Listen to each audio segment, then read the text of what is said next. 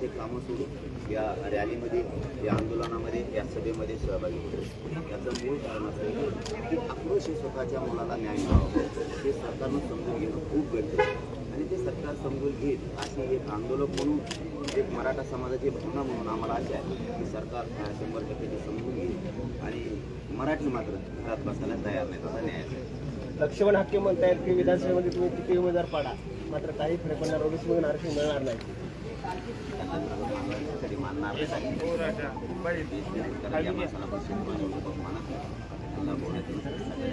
हे सगळं करतात छगन भुजबळ घडून आणताय. मनोज जरांगे प्रत्येक आंदोलनामध्ये भूमिका बदलतात म्हणतात. सगळ्यांना महाराष्ट्राला माहिती, मीडियाने बांधावला माहिती, पहिल्या दिवशी मागणी काय ना आज काय. पाटील, प्रश्न असा आहे की आतापर्यंत तुम्ही जे रॅली बघितल्या, कालच्या रॅलीमध्ये फक्त मराठी दिसले नाही, त्यामध्ये इतर समाजाचा सहभाग मोठा होता. मुस्लिम असतील, दलित असतील, काही ओबीसी बांधव सुद्धा याच्यामध्ये होते. हे परिवर्तन आहे काय? कारण एकीकडे दोन समाजामध्ये जरी असं सांगितलं जात आहे, तर तुमच्या ह्याच्यामध्ये सर्व जातींचा समावेश दिसू लागला. त्याचं कारण असं की छगन भुजबळ जे करतायत ते सामान्य ओबीसी बांधवांना, दलित बांधवांना, मुस्लिम बांधवांना चांगलं वाटत नाही. जातीवाद पसरवणं. दुसरं गोष्ट की मराठीच्या नोंदी सापडलेला असं रद्द करा म्हणलं.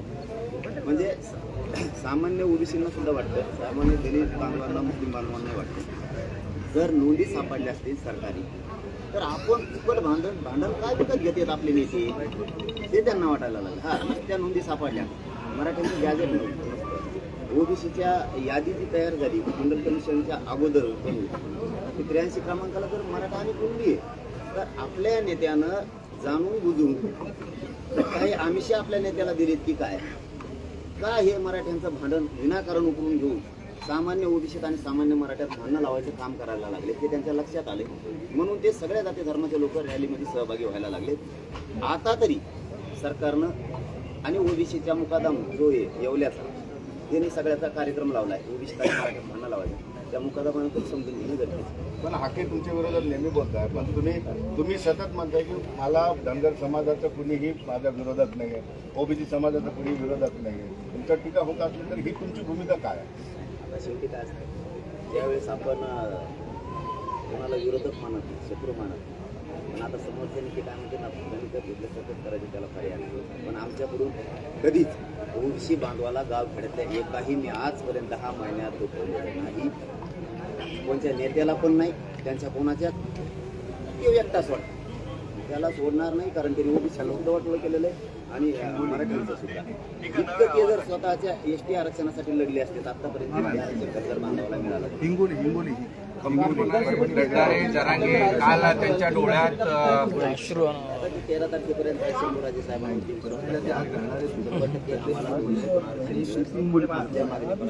सगळ्या सोयऱ्याची अंमलबजावणी आमच्या व्याख्याप्रमाणे सरसकट मराठ्यांना तुम्ही प्रमाणपत्र द्यावेत पहिल्या दिवसापासून बदललेली नाही. कुणबी आणि मराठा एकच आहे. 83 क्रमांकाला ओबीसीच्या यादीवरती कुणबी ज्या 180 जाती घातल्या, आता त्या 300, 350, 400 झाल्या. म्हणजे बाकीच्या जाती ह्या पोट जाती, उपजाती म्हणून घातल्या. त्यांचा आणि यांचा व्यवसाय एकच आहे म्हणून त्यांनी घातल्यात. मग कुणबी मराठ्यांचा व्यवसाय शेती आहे, बाकीच्या महाराष्ट्रातल्या मराठ्यांचा व्यवसाय शेती आहे. मराठ्यांची पोट जात म्हणून कुणबी ओबीसी आरक्षणात जात नाही का? बाकीच्या कशा गेल्या? त्यांचा आमचा व्यवसाय तरी एकच आहे. त्यांचा आमचा रोटीबेटी व्यवहार पण होतो. जे तुमचे निकष आहेत ते आम्हाला का लागू होत नाही? ही पहिल्या दिवसापासूनचीच मागणी बदललेली नाही.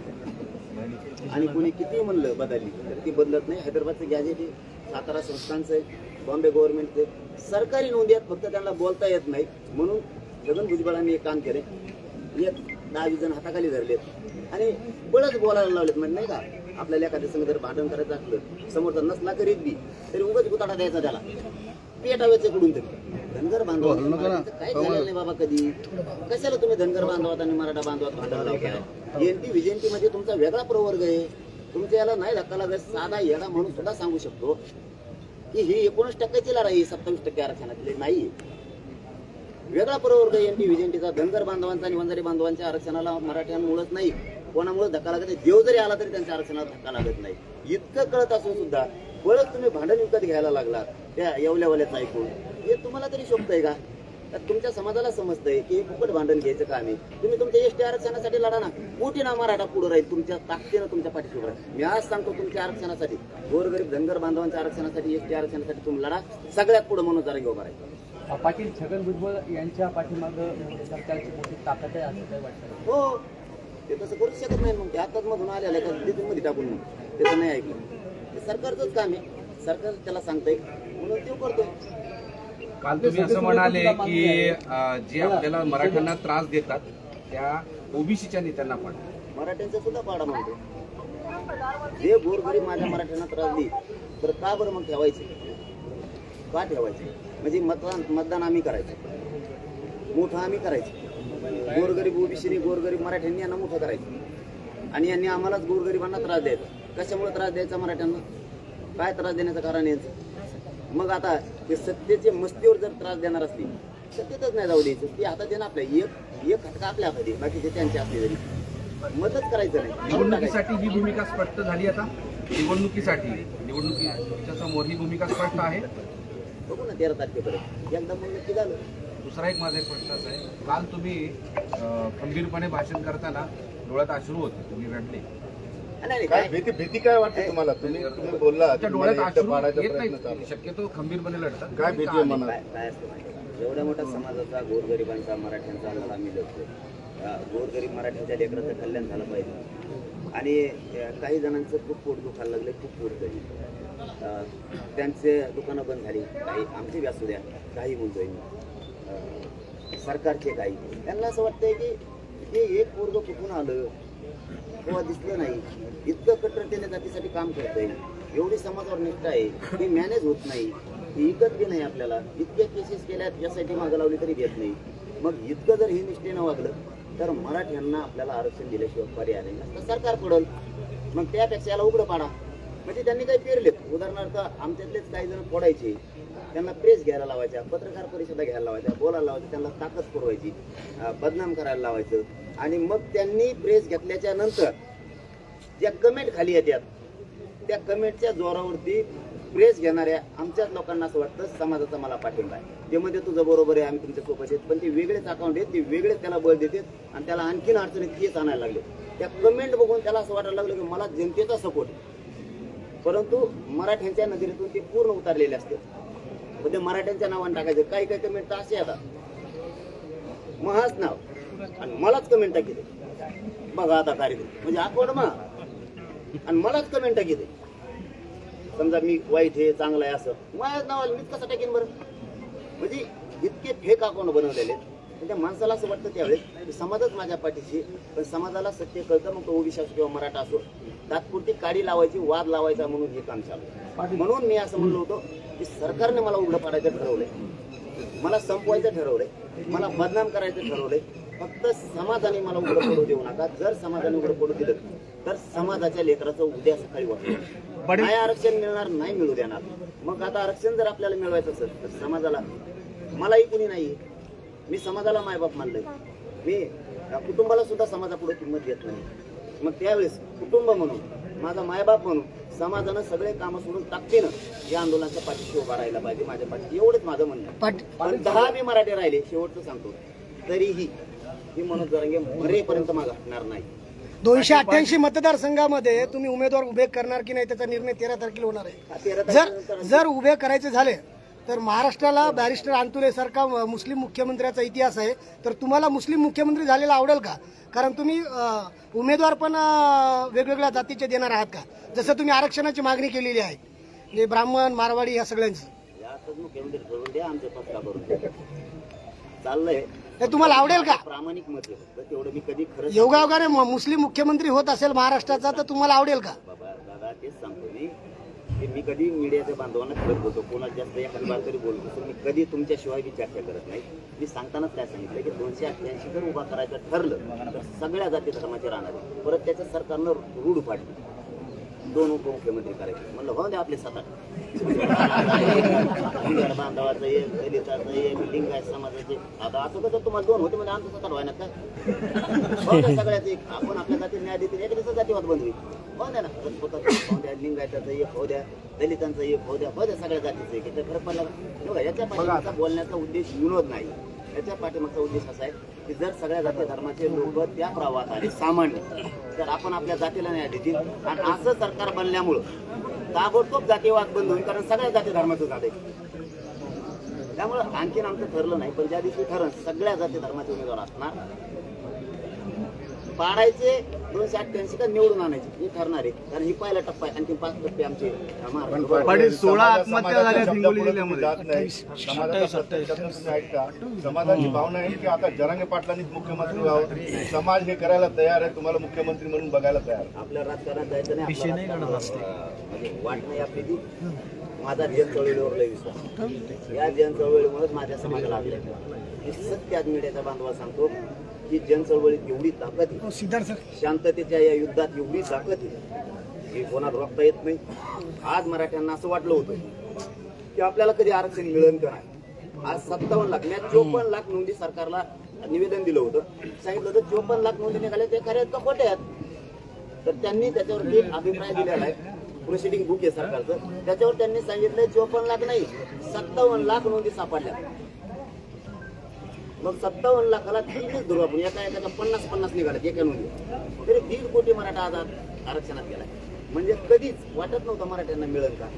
10% आम्हाला मान्य नाही, ते टिकणार नाही म्हणून, पण 10% आरक्षण सुद्धा मराठ्यांना या आंदोलनामुळे मिळालंय. म्हणजे हे 1.5 कोटी म्हणजे हे आरक्षण मिळालंय, हे 10%. आज 100% मराठ्यांना आरक्षण मिळालेलं, पण ते टिकणार नाही म्हणून आम्हाला मान्य नाही. 28 आत्महत्या हिंगोली जिल्ह्यात झाल्यात युवकांच्या मराठा आरक्षणासाठी. लातूरमध्ये देखील काल आत्महत्या झाली. आज संभाजीनगरमध्ये सुद्धा एक झाली. मी हात जोडून सांगतो, भाऊ तुम्ही आत्महत्या करू नका, मी जिवंत आहे तोवर तुम्हाला घराघरातल्या मराठ्याला आरक्षण दिल्याशिवाय मी मागा. मी खचतोय तुम्ही आत्महत्या केली, मी बेगडी नाहीये तोंडापुरता बोलणार.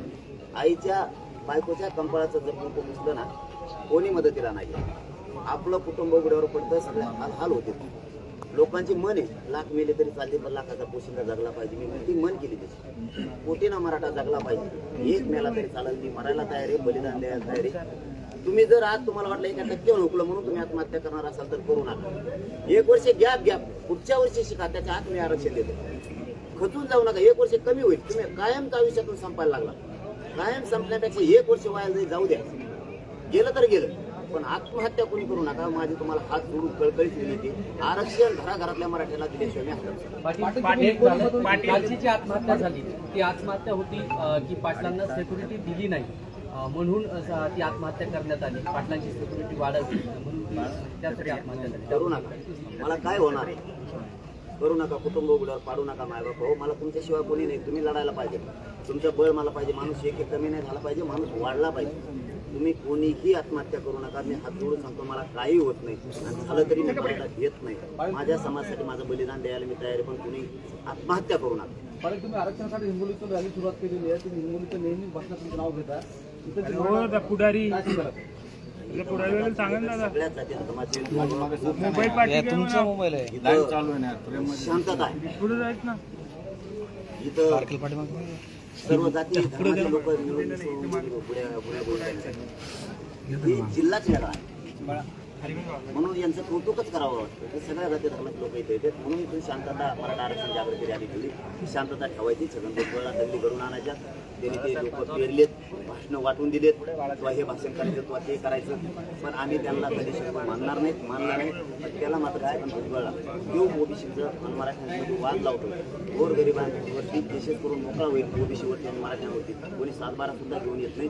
म्हणून ओबीसी बांधवांना आणि मराठा बांधवांना माझी विनंती, सत्य समजून घ्या. आमच्या सरकारी नोंदी आहेत, आमचा हक्काचं गॅजेट आहे. सातारा संस्थांचा असेल, हैदराबाद स्टेटचा असेल, बॉम्बे गव्हर्नमेंटचा असेल, 83 क्रमांकाला सुद्धा तुम्ही वाचून बघा. कुणबी तिथं आहे. जशी तुमची पोटजाती घातल्यात मध्ये पोटजात उपजात म्हणून तसे मराठ्यांचीही जाईल. आपण विनाकारण हे आपल्या वाद लावायला लागले की सामान्य ओबीसी बांधवांना माझं सांगणं, तुम्ही फक्त आरक्षण समजून घ्या. आपल्यात वाद लावून त्यांचं राजकारण साधायचंय. कारण हे राजकारणी लोक आमचे सुद्धा आणि तुमचे सुद्धा, आमचे काय नीट नाही, आमचे सुद्धा सगळे गाडी लावायचे. पाटील साहेब, तुम्ही काल बोलताना भाषणामध्ये एक महत्त्वाचा मुद्दा बोलला, कैकाडी समाजाबद्दल. कैकाडी समाज विदर्भामध्ये एससीमध्ये आहे, आणि मराठवाड्यात ओबीसीमध्ये, आणखी दुसरीकडे असं 3 जातींमध्ये हा गोंधळ आहे. सगळं आरक्षणाचा गोंधळ, याच्यावर व्यवस्थित पुनर्रचना अभ्यास झाला पाहिजे. मंडल कमिशनचा प्रताप आहे, असंच केलं मराठ्यांना पण. त्यांनी आरक्षण असून सुद्धा आरक्षणाच्या बाहेर. आणि आता ही ओबीसी मराठा दरी त्यांच्यामुळे बघा आता कैकाडा बांधवांचं मी कालही सांगितलं, विदर्भामध्ये एसटी मध्ये आहेत, खानदेशात एसटी मध्ये आहेत, मराठवाड्यात पश्चिम महाराष्ट्रात ओबीसी मध्ये आहेत. एक जात अशी कशाची शकते? तुम्ही काहीतरी अरे एक जात ती एकाच ठिकाणी असली पाहिजे.